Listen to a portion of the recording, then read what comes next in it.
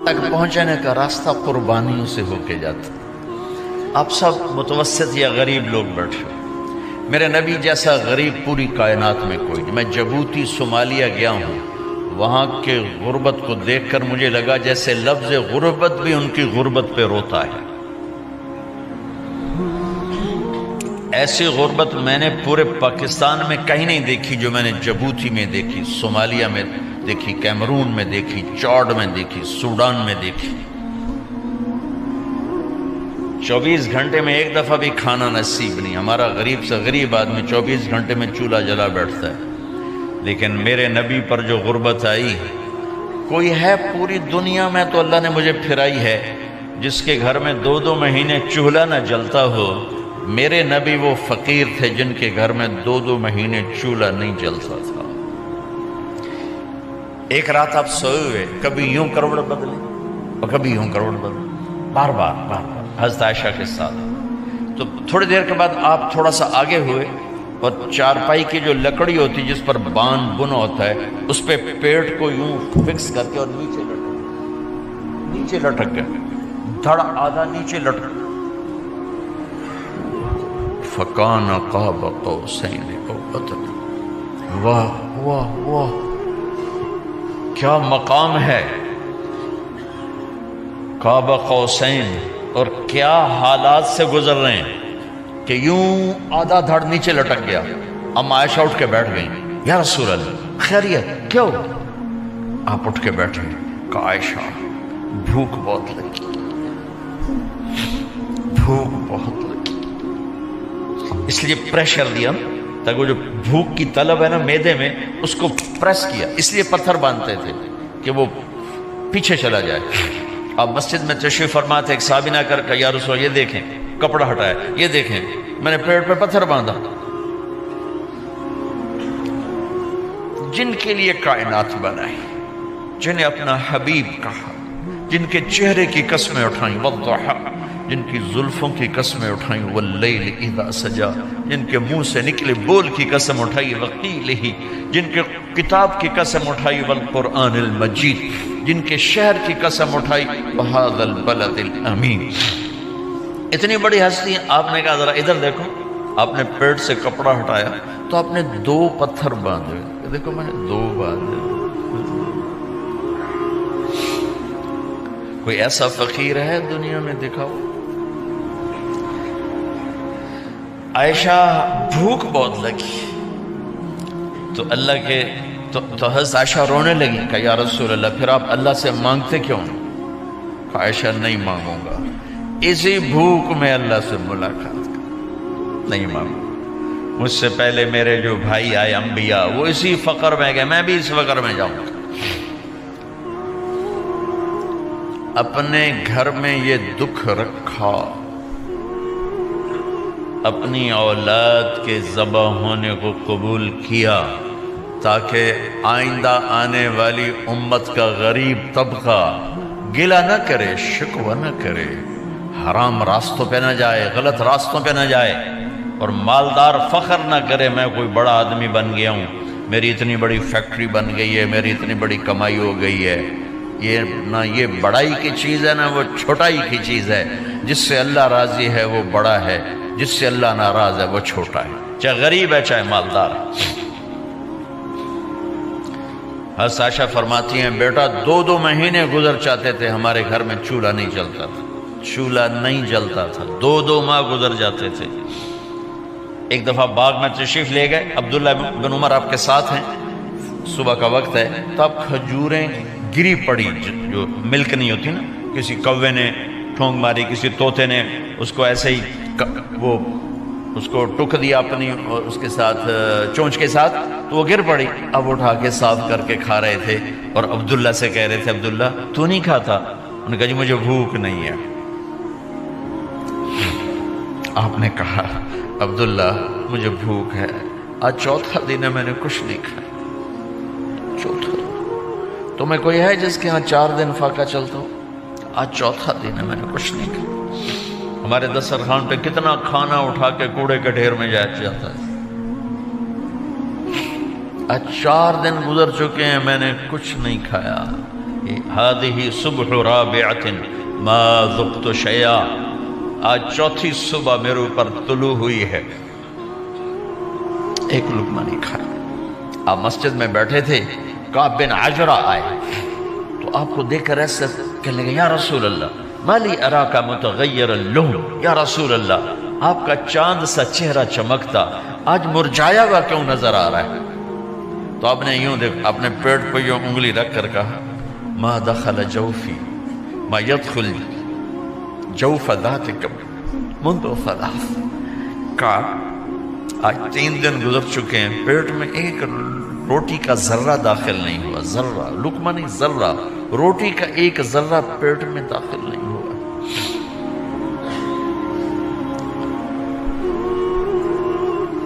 اور اتنی بڑی رسالت، اتنی بڑی نبوت،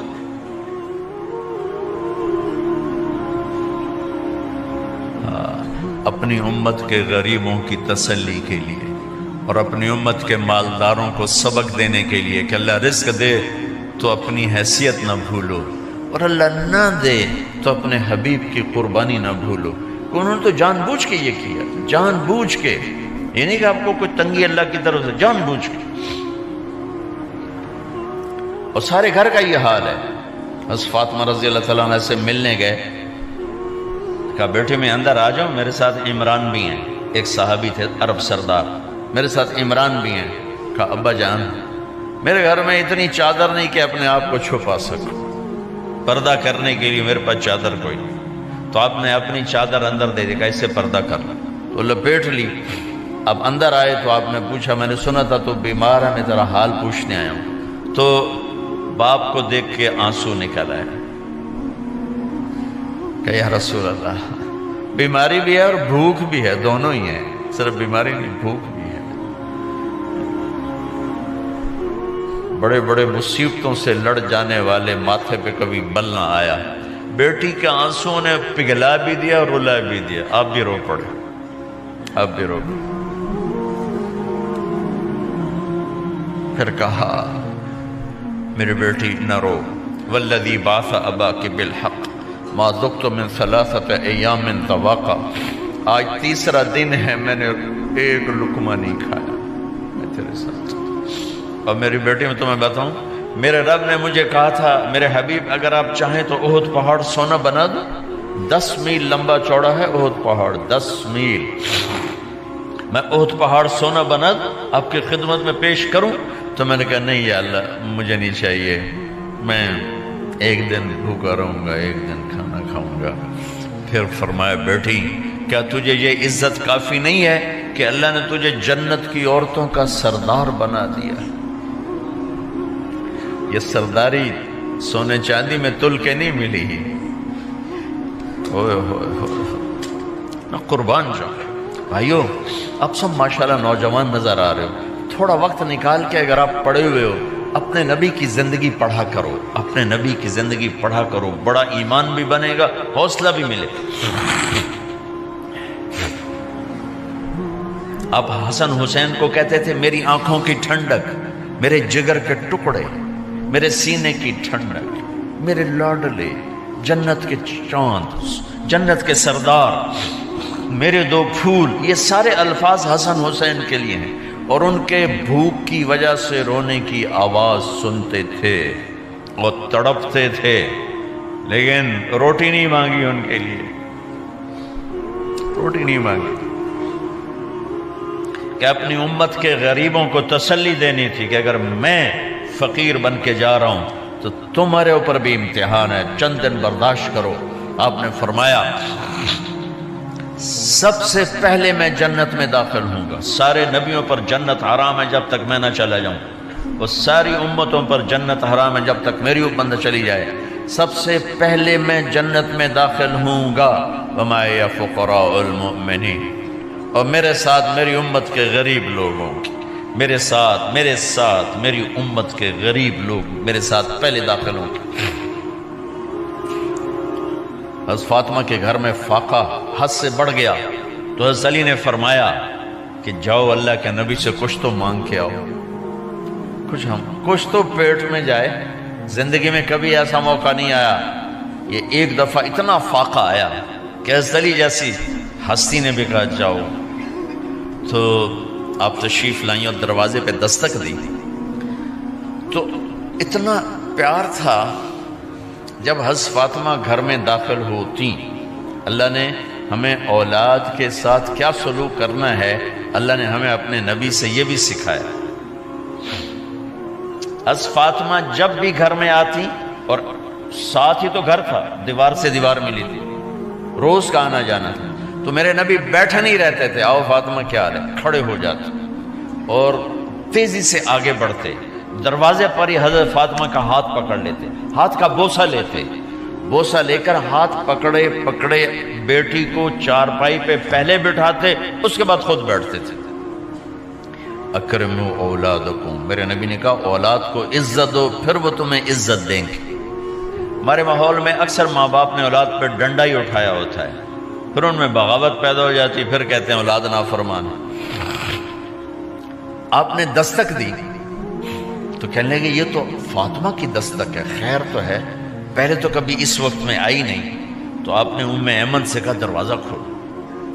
ام ایمن نے دروازہ کھولا تو آپ نے استقبال کیا، بٹھایا، پوچھا بیٹی کیا ہوا، اس وقت میں کیسے آئیں؟ کہا یا رسول اللہ بہت فقر ہے، بہت بھوک ہے، آپ کے پاس سنا کچھ مال آیا ہے، کچھ ہمیں بھی دے دیا جائے.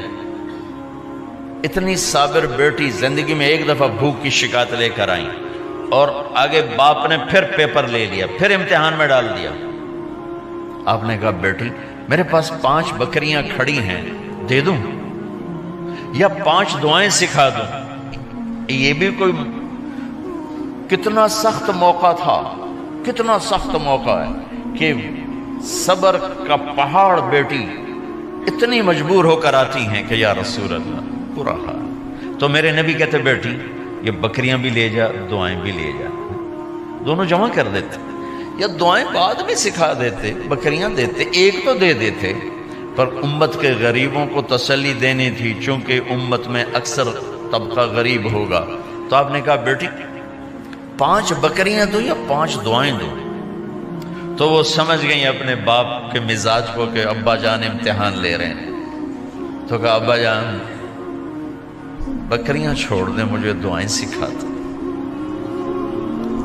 مجھے بکریاں نہیں چاہیے. بھوکے کی رات بھی گزر جاتی ہے اور بھوکے کا دن بھی ڈوب جاتا ہے. تو آپ کا چہرہ ایسے کھل گیا کہ میری بیٹی پاس ہو گئی. کہا بیٹی آپ تم دعا میں یہ کہا کرو یا اول الاولین یا آخر الاخرین یا ذا القوة المتین یا راحم المساکین یا ارحم الراحمین.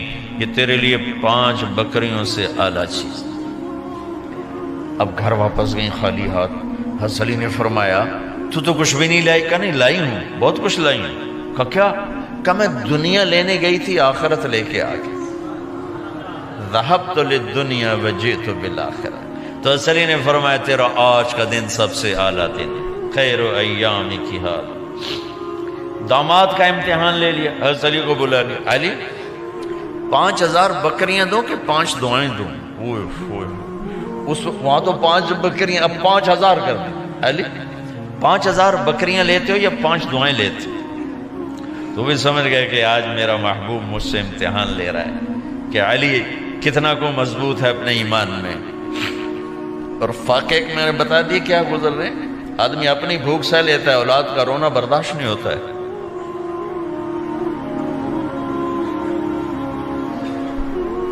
علی 5 دعائیں دوں کہ 5000 بکریاں؟